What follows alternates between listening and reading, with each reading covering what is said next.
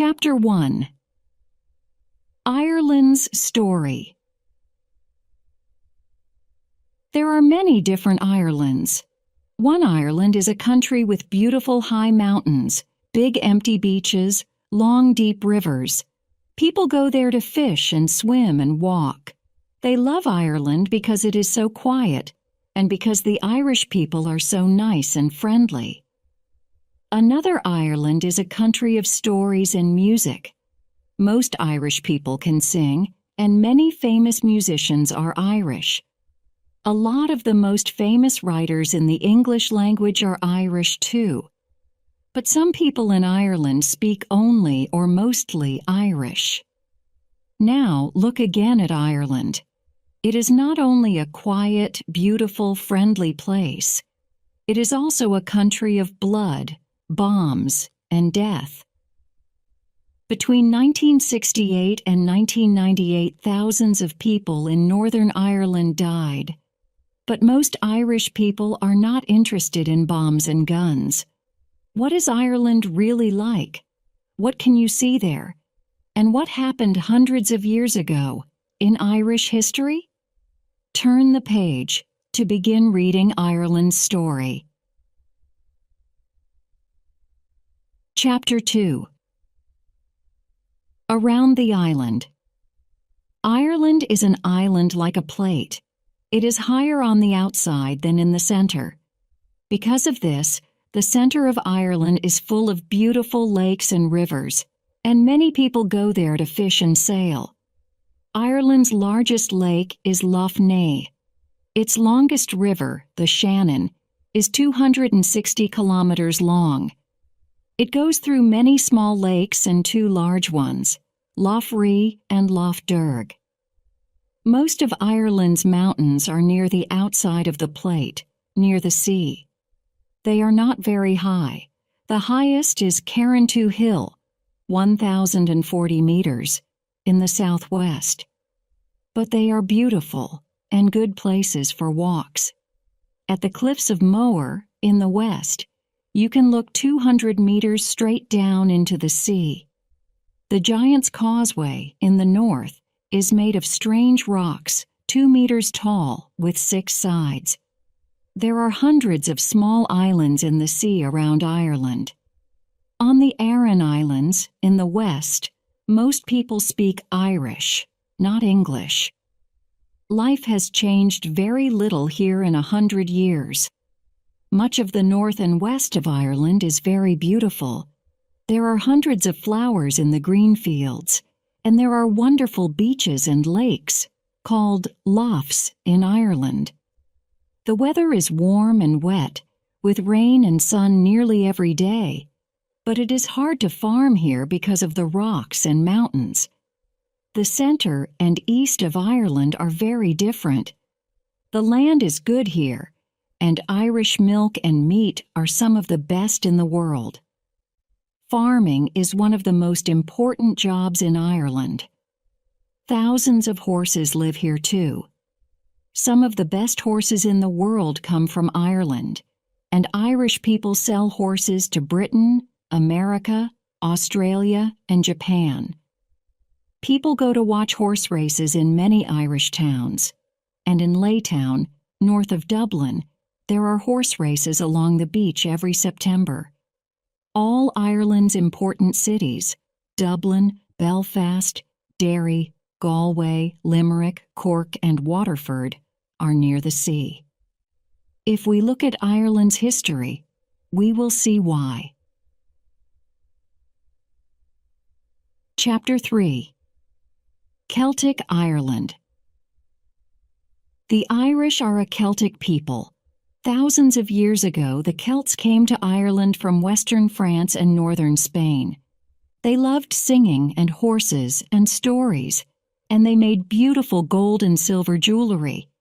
Many men wore gold rings around their necks and arms. A Greek writer, Diodorus Siculus, wrote this about the Celts. The Celts are tall and strong.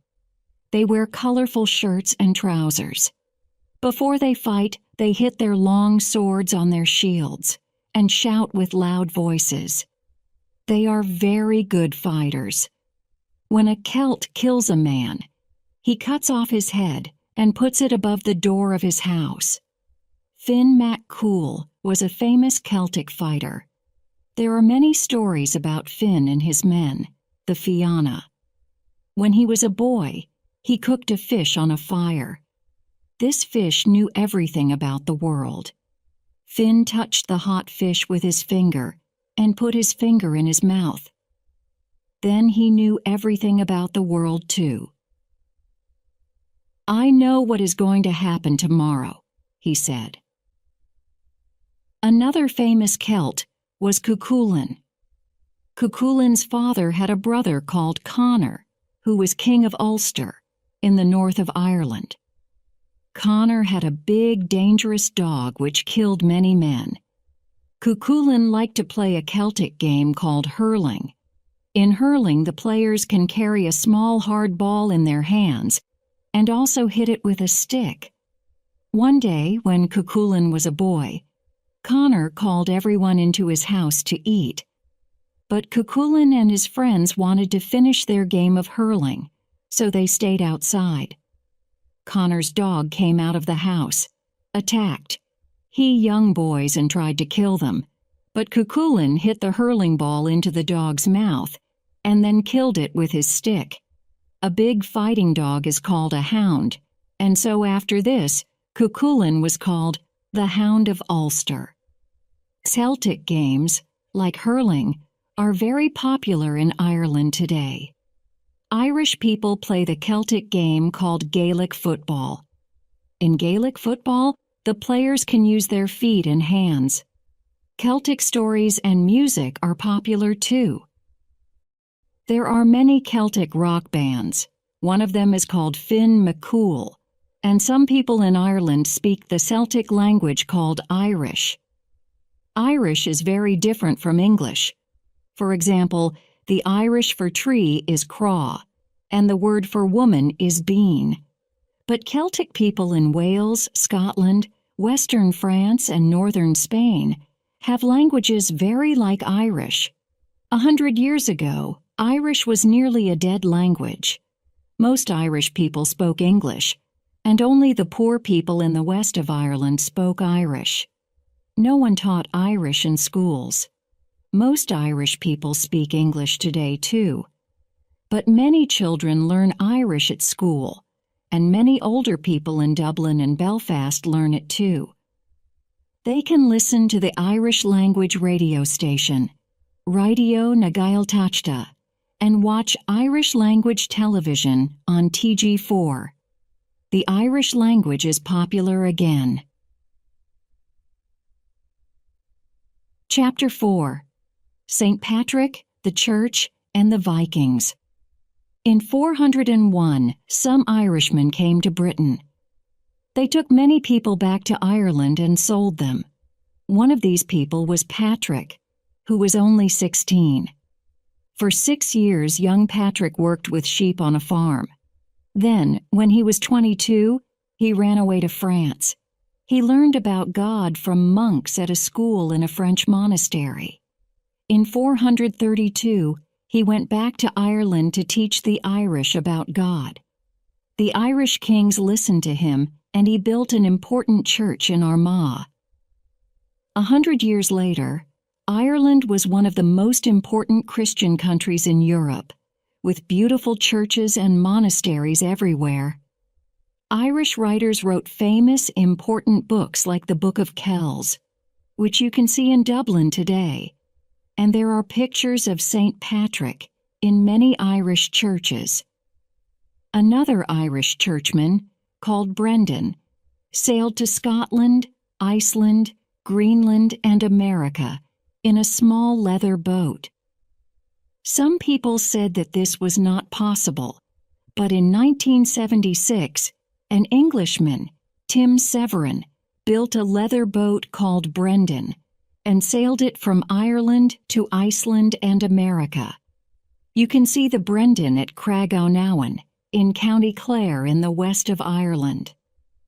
There were many beautiful, expensive things in the Irish churches and monasteries, and Norwegian Vikings came to Ireland to steal them and kill the monks. Because of this, the monks built tall, round towers beside their monasteries. When the Vikings came, the monks ran into the towers to hide. You can see these towers in Irish villages today. One of the most interesting Irish monasteries is on Skellig Michael. It is an island in the Atlantic 16 kilometers southwest of Ireland. It is a beautiful, windy place. The island is 240 meters high, and in bad weather no boats can get there. There is no danger here, the Irish monks thought. But they were wrong. In 824, Vikings came in their longships to attack Skellig Michael too. But some Vikings came to Ireland to stay. They built towns by the sea: Dublin, Cork, Waterford, and Limerick. The Celts liked to live in the country, but the Vikings lived in towns. Some of the Vikings married Celts and learned the Celtic language. The Vikings came to the north of Ireland too. One day, 2 different Viking ships came to a beautiful place in Ulster. Both groups of Vikings wanted to stay there and build a town, but there were too many of them. The 2 groups of Vikings looked at each other angrily. "We must fight," said a Viking from the first ship. "The winners will live and keep the land, and the losers will die." "No," said a man from the second ship. "I have a better idea. Let's race to the beach in our ships. The first man who holds the land in his hand can keep it. His people can stay, and the others must leave." So the 2 ships raced towards the beach. One man stood at the front of each ship, ready to jump down to the beach. Then one ship went in front of the other. The man in the first ship looked back at the second ship and laughed. "We're going to win," he said. "This land will belong to us." "No, it won't," said the man in the second ship angrily. "You will never win, never." Suddenly, he took out his sword and cut off his hand with it. Then he threw the hand over the heads of the men in the first ship. The hand fell on the beach, and its bloody fingers closed on the land. "This is our land," said the man with one hand. "It will never belong to you. Never, never, never." That is the story of the Red Hand of Ulster. You can see the red hand on the flags of Northern Ireland. To learn why it is so important, we need to learn a little more about Irish history. Chapter 5. The English come to Ireland. 1,000 years ago, Ireland had many kings, and they often fought each other. In 1152, one Irish king, Dermot MacMurrough, attacked another Irish king, Tiernan O'Rourke, and took his wife. Tiernan O'Rourke was the friend of a third king, Rory O'Connor. In 1166, Rory O'Connor was made king of all Ireland. At this time, Tiernan and Rory attacked Dermot MacMurrough, but Dermot escaped to England. Dermot then asked the King of England, Henry II, to help him to fight Rory and Tiernan. So in 1169, Henry's men came to Ireland and fought Rory and Tiernan, but they did not go home again. They took more and more of the land for themselves. They built cities by the sea and big castles. Henry called himself King of England and Ireland. But not all the Irish were happy about this. For the next 400 years, English kings tried to rule Ireland from Dublin, but it was very difficult. The Irish did not listen to the King of England. He was too far away. In 1536, the English church changed from Catholic to Protestant. So England was a Protestant country, but Ireland was still Catholic. For the Protestant English, their king was the most important man in the church, but for the Catholic Irish, the most important man was the Pope. the leader of the Catholic Church, in Rome. There was a lot of fighting in Ireland about this, and usually the English won. The kings of England took more land from the Catholic Irish and gave it to Protestant Englishmen and Scotsmen. This plan was called the Plantation of Ulster, because much of the land was in Ulster, in the north of Ireland. Englishmen from London built a new town in a place called Derry and called it Londonderry. The Catholic Irish were angry about this and wanted their land back. In 1641, the Catholics attacked the Protestants in Ulster. They took their houses and clothes and killed thousands of people. 8 years later, in 1649, Oliver Cromwell took an English army to Ireland. Cromwell was the leader of the English after the death of King Charles I. The English soldiers killed thousands of Catholics in a town called Drogheda. In 1685, the people of England and Scotland got a new king, James II. He was a Catholic, and he was not very popular. Many people wanted a different king, and in 1688, William of Orange, a Dutch Protestant, came to England. He was married to James's daughter Mary, and he wanted to be King of England, Scotland, and Ireland. In those three countries, people who wanted James to be king fought against people who wanted William to be king. Most of James's friends were Catholics in Ireland. With his help, they tried to get their land back again. They got most of it, but they could not get Londonderry.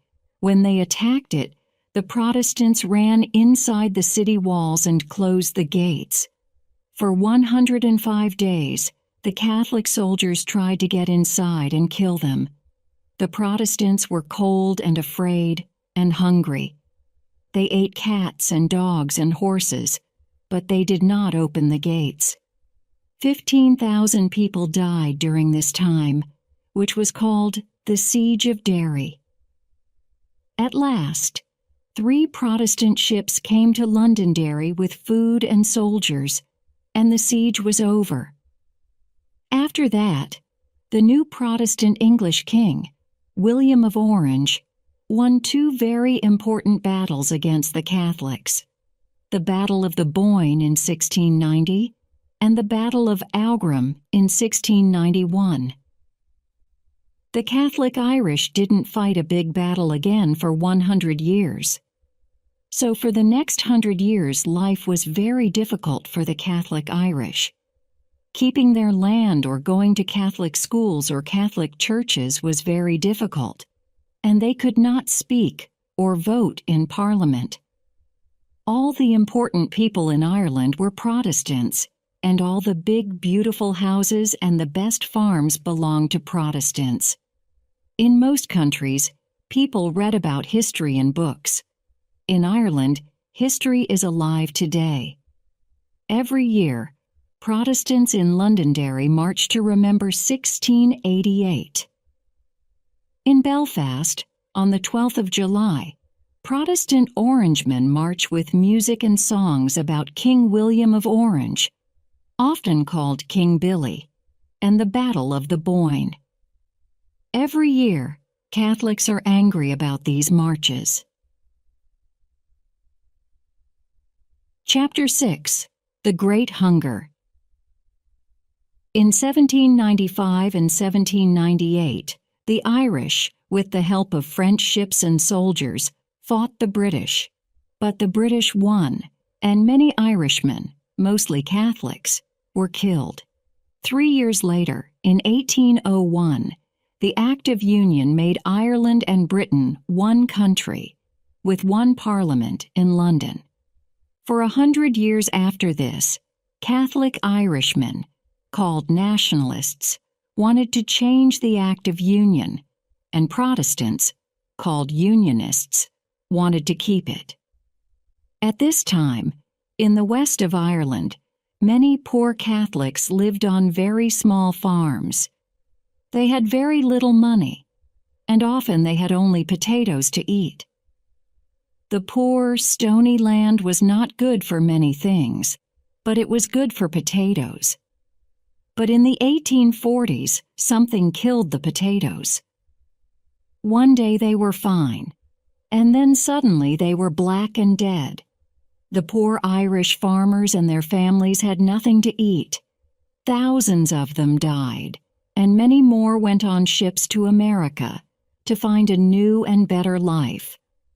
Some rich Protestants were happy when the poor farmers started to leave. They wanted to keep cows on their land, so they asked the ships to take the poor people away from Ireland to America. But hundreds of people died on the ships too. When the Irish people came to America, they lived in big cities, like New York. Every year on St. Patrick's Day, thousands of Americans march through New York and remember how Irish people died because there was no food.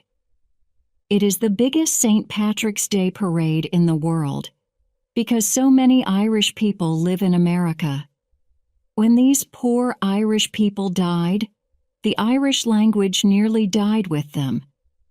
Most Catholic churchmen spoke English, and the government told Irish teachers to use English in school.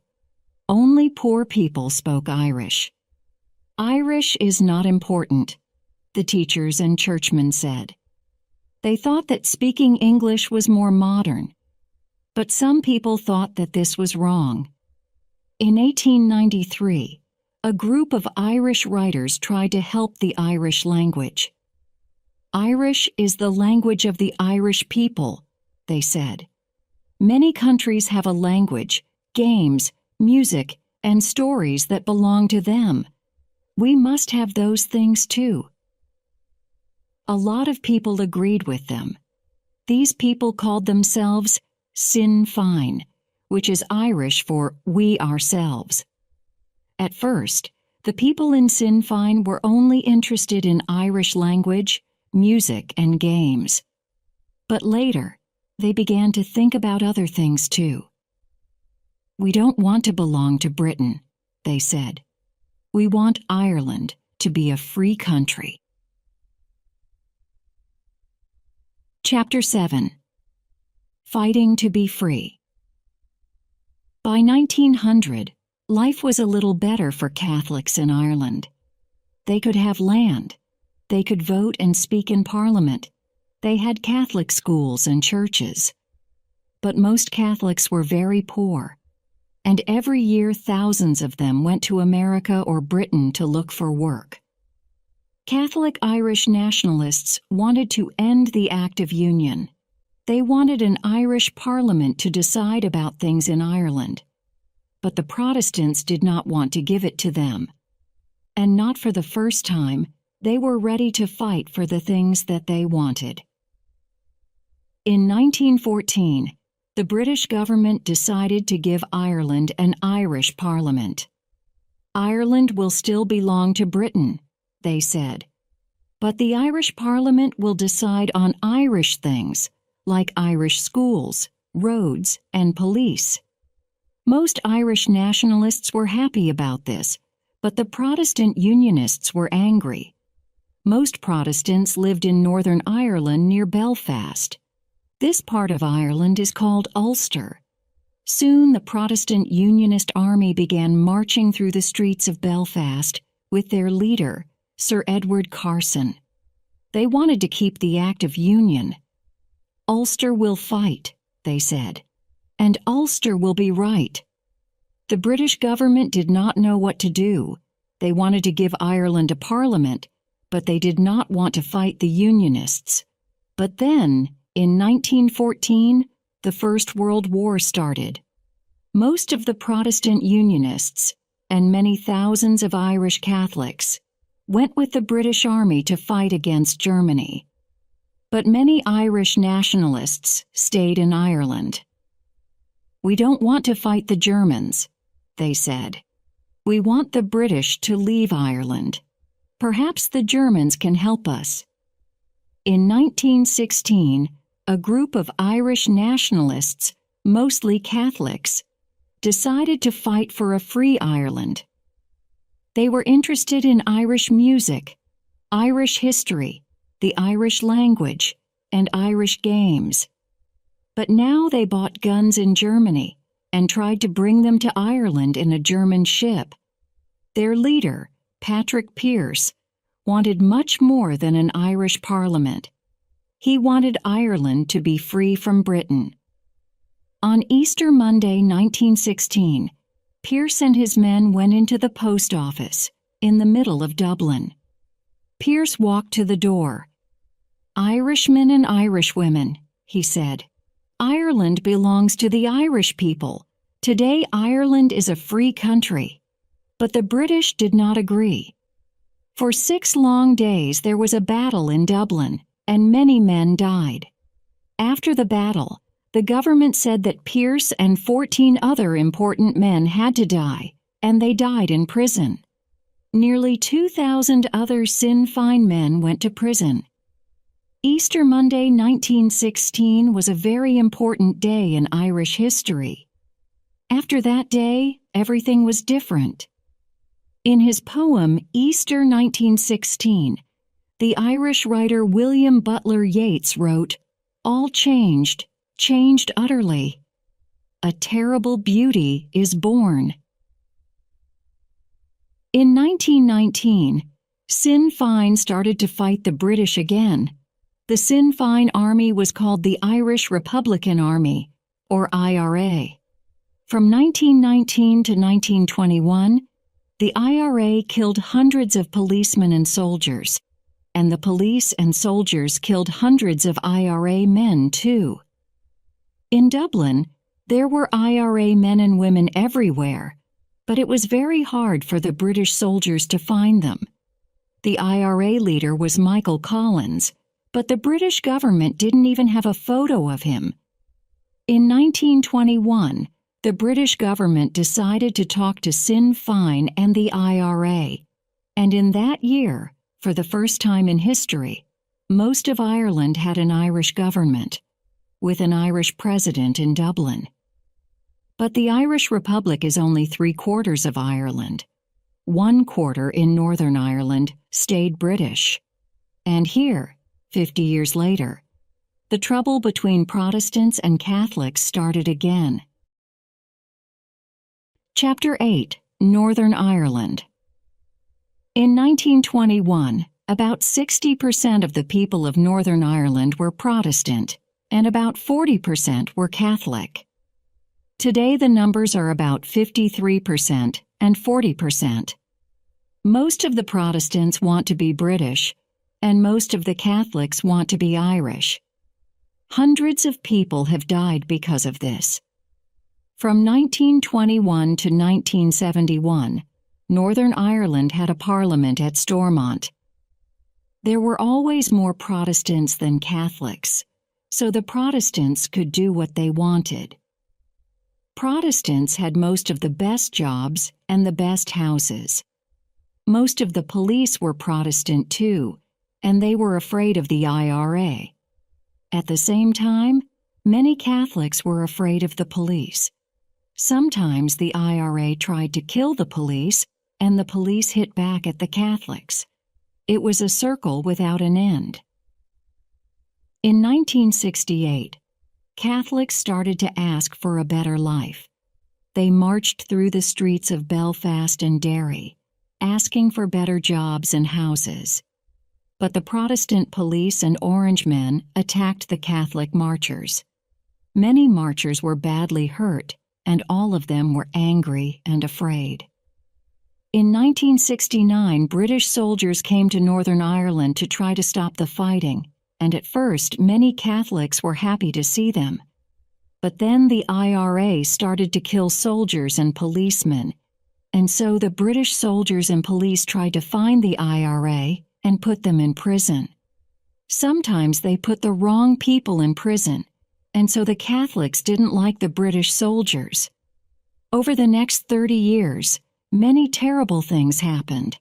On Bloody Sunday, 30th January 1972, British soldiers killed 14 Catholic marchers in Derry. The marchers had guns, the soldiers said, but nobody found any guns. On Bloody Friday, 21st July 1972, the IRA put 22 bombs in Belfast, all at the same time.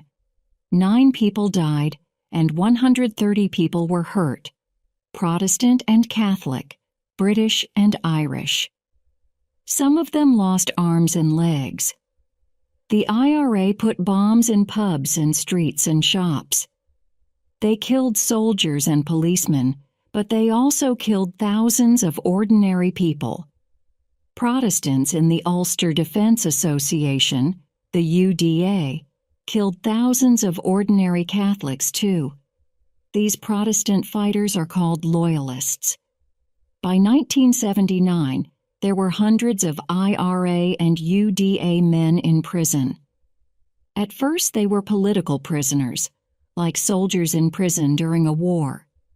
They could wear ordinary clothes, and they did not do prison work.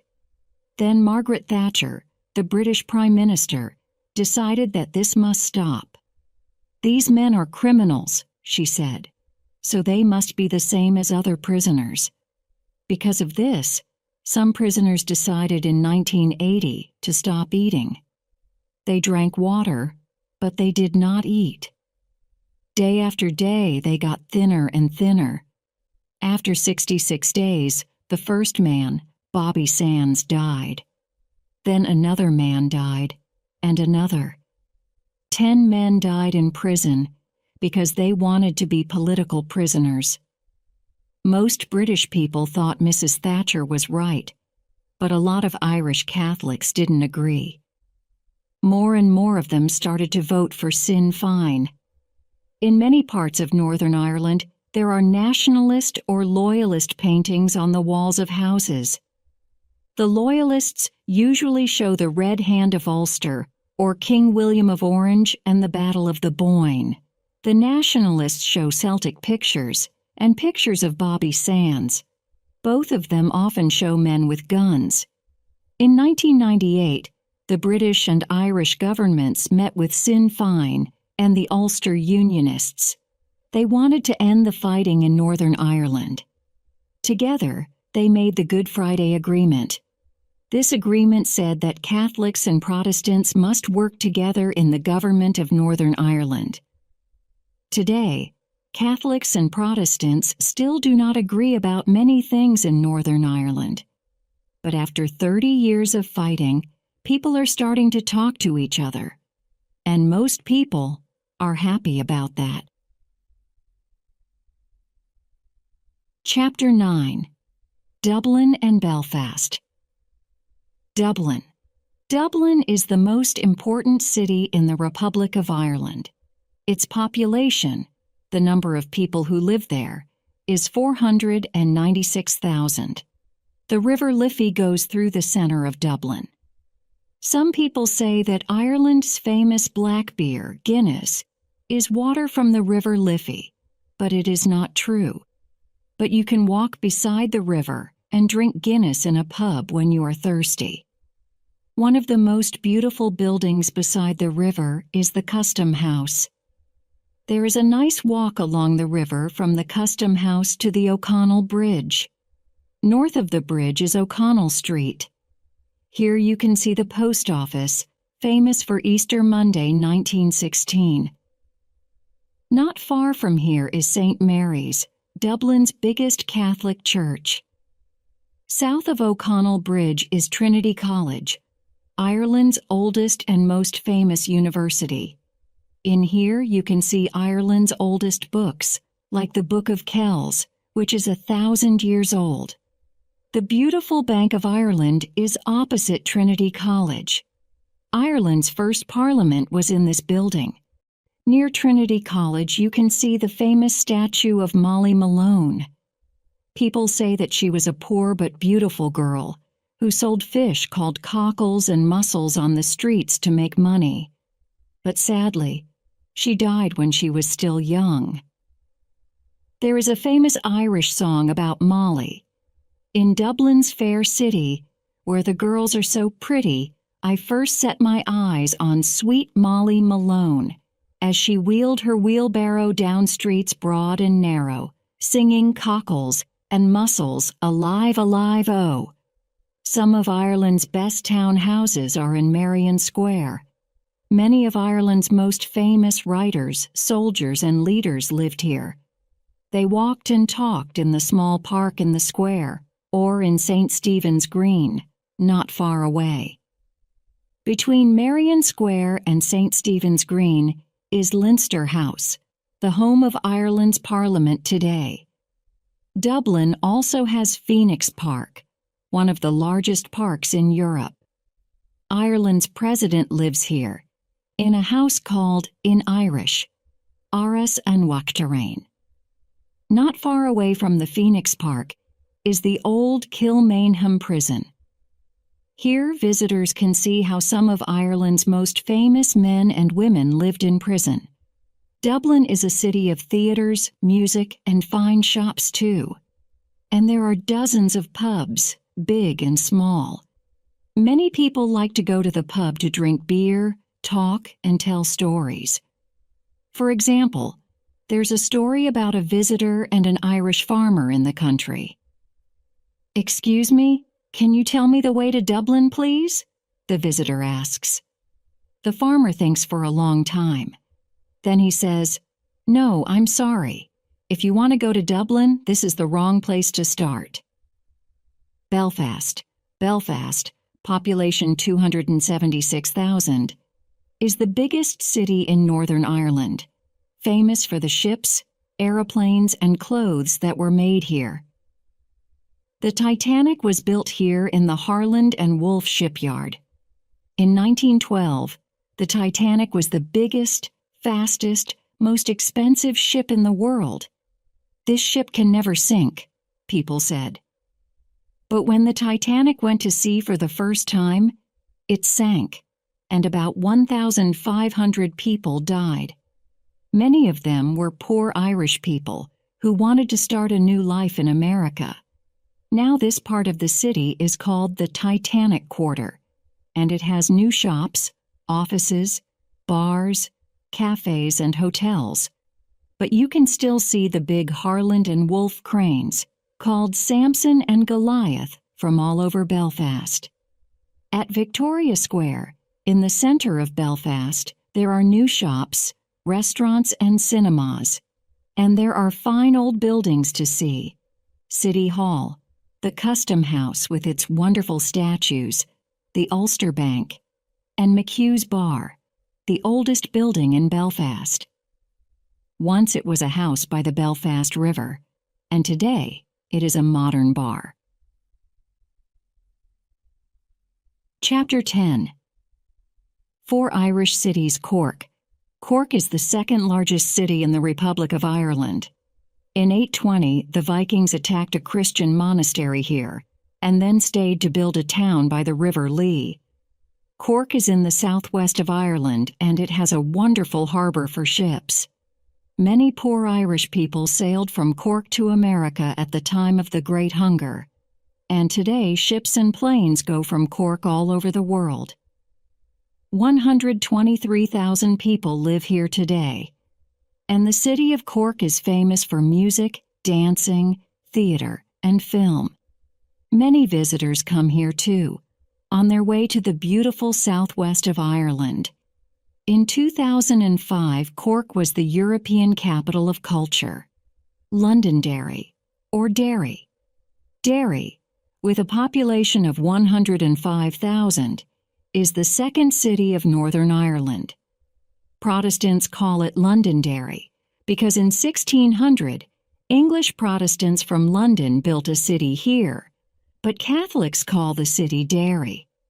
There was a small monastery here, beside the River Foyle, in the time of the Vikings, but the great walls of Londonderry were built in the 1600s. You can walk around these walls today. They are 1.5 kilometers long and nearly 6 meters wide. The old guns from the Siege of Derry are still there on the walls. But many people want to forget the battles of the past. In the last week of October, thousands of people come to Derry for the Halloween festival. There is music, theater, and a big parade in the biggest street party in Ireland. Galway. Galway, population 65,800, is in the west of Ireland, at the mouth of the River Corrib.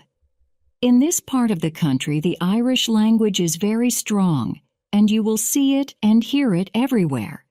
It is a center for Irish music, singing and dance, and there is an Irish language theater in Galway, too. From Galway, you can visit Connemara, with its beautiful wild lakes and mountains. The Aran Islands are close by, too. People speak Irish here, and many visitors like to come to these wild, lonely islands to hear Irish music in the pubs and see the difficult life of the islanders. Waterford. Waterford, population 45,000, is in the southeast of Ireland. It was Ireland's first city. The Vikings came here in the 850s, and they came back in 914 to make the city. It is famous for its glass. People have made glass here since 1783, and for the ships that were built here. 3 rivers meet the sea at Waterford, the rivers Barrow, Nore, and Suir, and there are fine mountains and beaches to visit in this part of Ireland. Chapter 11. Stories, Music, and Dancing. Irish people love stories, and many great writers were born in Ireland. Jonathan Swift, 1667 to 1745, was a churchman in Dublin.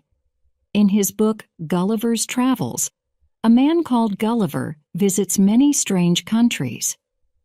In Lilliput, all the people are about 10 centimeters high, and in the country of the Houyhnhnms, horses are cleverer than people. But when Gulliver comes home, nobody believes his stories. James Joyce, 1882 to 1941, wrote all his stories about Dublin. His most famous book, Ulysses, is 700 pages long.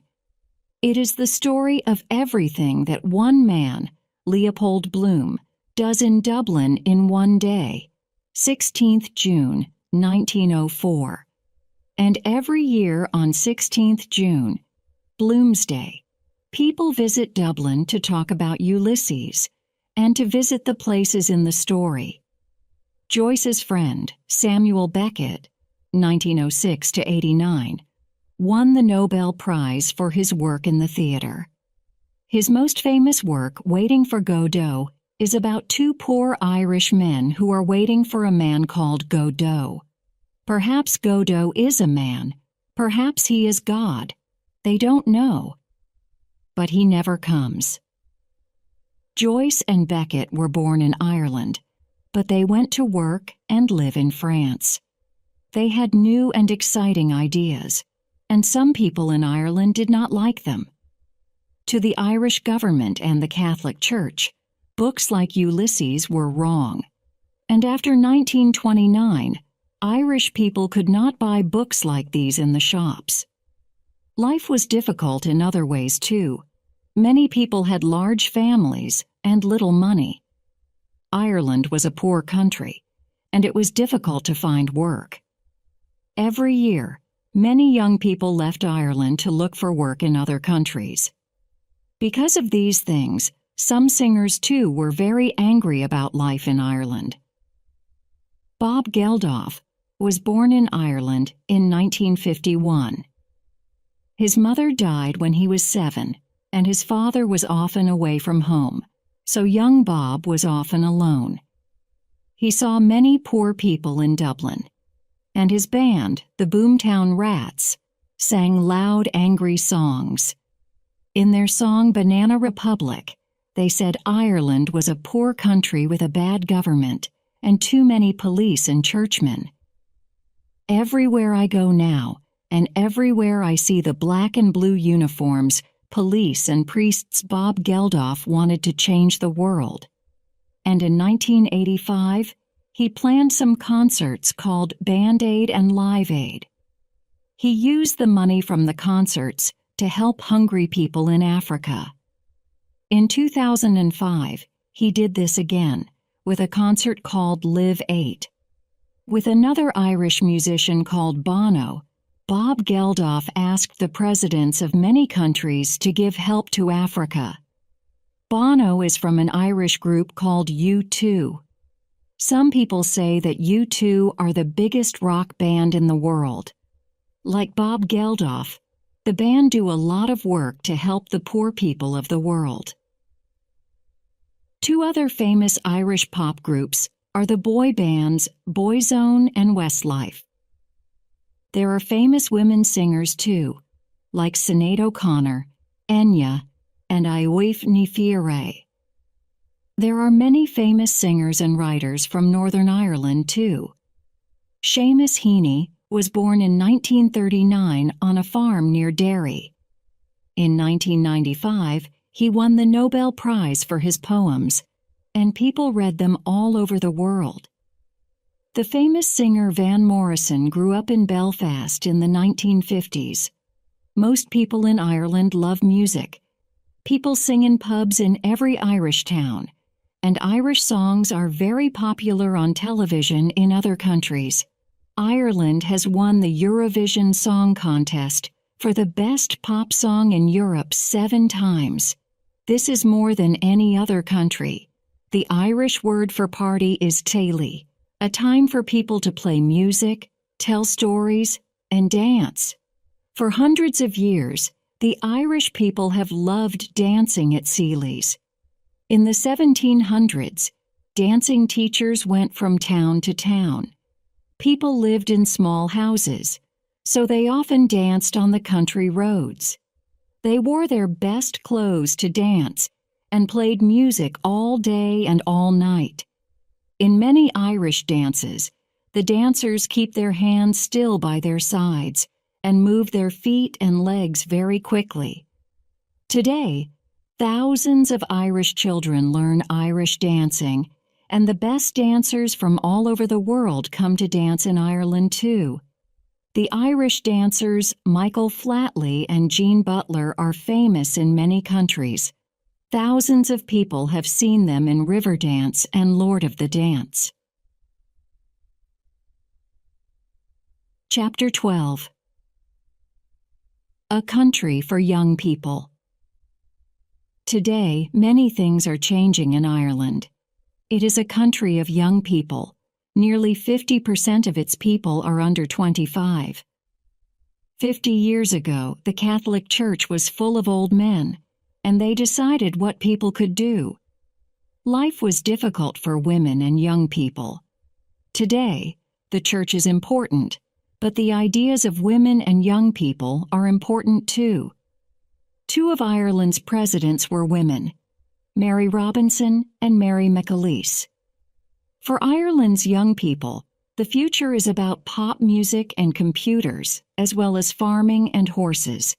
Ireland is a part of the European Union, and most Irish people are very happy about this. Ireland is not a poor country anymore.